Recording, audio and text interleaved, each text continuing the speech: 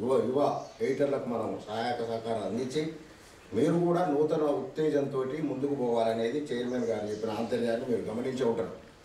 ఎందుకంటే ఆయన ఇంతసేపు చెప్పడానికి కారణం ఏంటంటే గతం కథ రాబోయే భవిష్యత్తును నిర్మించుకుందాం, ప్రభుత్వం మనకు సహకారం చేసే ప్రభుత్వం వచ్చింది, దాన్ని మనం సద్వినియోగం చేసుకొని కొంచెం క్రమశిక్షణతోటి మనం ముందుకు వెళ్తే మనకు కొన్ని ప్రయోజనాలు కలుగుతున్నారు.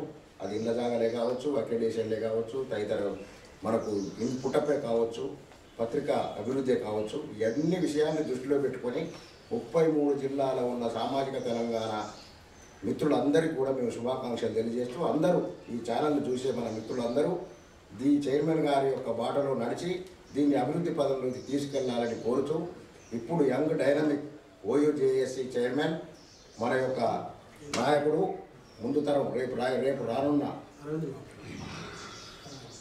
మన ఇంజనీరు అరవింద్ గారు తన యొక్క భావాలని పంచుకోవాల్సిందిగా విజ్ఞప్తి చేస్తున్నారు.